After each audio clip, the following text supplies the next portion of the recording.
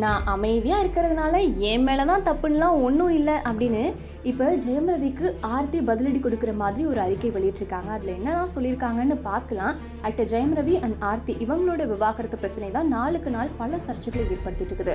முதல்ல ஜெயம் ரவி விவாகரத்தை பத்தி அறிவிக்கும் போது தனக்கு இதை பத்தி எதுவுமே தெரியாது, ஒரு தலைபட்சமா எடுத்த முடிவு இது அப்படின்னு ஆர்த்தி அறிக்கை வெளியிட்டிருந்தாங்க.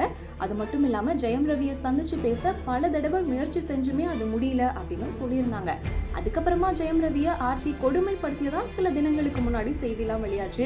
ஜெயம் ரவிக்கு தனியா பேங்க் அக்கௌண்ட் கூட கிடையாது, எல்லாத்துக்குமே மனைவி கிட்ட தான் பெர்மிஷன் வாங்கணும், சின்ன செலவு கூட அவங்க என்ன அசிங்கப்படுத்துவாங்க, எல்லா சொத்துமே 2 பேரோட பேர்ல தான் இருக்குது. அண்ட் ஆர்த்தியோட அம்மா ஜெயம் ரவி வச்சு தயாரிச்ச படங்கள் பெரிய நஷ்டம்னு கணக்கு காட்டினாங்க. ஆனா விசாரிச்சா அதெல்லாம் நஷ்டமே கிடையாது அப்படின்னு அவங்களும் குற்றம் சாட்டியிருந்தாங்க. இந்த நிலையில ஆர்த்தி இப்போ புது அறிக்கை வெளியிட்டிருக்காங்க. அதுல என்ன சொல்லியிருக்காங்கன்னா, நான் அமைதியா இருக்கிறது என்னோட குற்ற உணர்ச்சியோ இல்ல பலவீனத்தாலேயோ கிடையாது, உண்மையை மறைச்சு என்ன தவறா சித்தரிச்சு காட்ட சிலர் செய்யற முயற்சிகளுக்கு கண்ணியமா பதில் கொடுக்காம இருக்கிறேன். நீதித்துறை உண்மையை வெளிக்கொண்டு வரும்னு எனக்கு மிகப்பெரிய நம்பிக்கை இருக்கு. நான் முந்தைய அறிக்கையில சொன்ன விஷயம் தவறா புரிஞ்சுக்கப்பட்டிருக்கு. விவாகரத்து பத்தி பேச்சுவார்த்தையில இருந்தது எனக்கு தெரியாதுன்னு நான் சொல்லல. அந்த விவாகரத்து அறிவிப்பு இருவரோட ஒப்புதலோட வெளியிடப்பட்டது அப்படின்னு சொல்றது போய் அது பத்தி எனக்கு தெரியாதுன்னு தான் நான் சொன்னேன். இது பத்தி தனியா பேச நான் இப்பவும் தயாரா இருக்கிறேன்.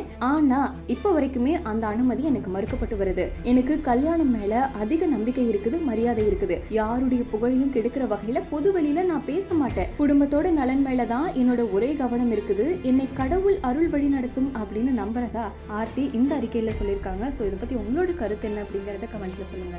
நம்ம சேனலை நீங்க இன்னும் சப்ஸ்கிரைப் பண்ணாம இருக்கீங்களா? சப்ஸ்கிரைப் பண்ணிக்கோங்க. அப்பதான் சூப்பரான எக்ஸைட்டிங்கான நியூஸை தொடர்ந்து பார்க்க முடியும்.